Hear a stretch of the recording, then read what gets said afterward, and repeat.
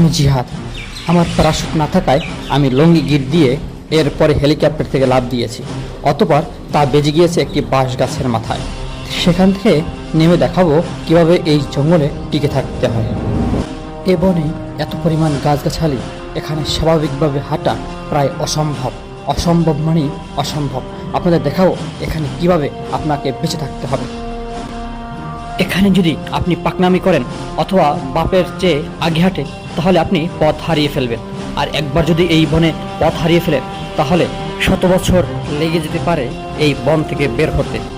তাই আমি বেশি পাকনামি না করে কিভাবে এখান থেকে সহজে বের হওয়া যায় সেটাই বের করার চেষ্টা করব। তবে এই গহীন জঙ্গলে আপনাকে সবসময় সতর্ক থাকতে হবে, চোখ কান খোলা রাখতে হবে। দেখুন এই প্রাণীটি, এটা ছোট মনে হলো এটি এমনই এক বিষাক্তধর সাপ।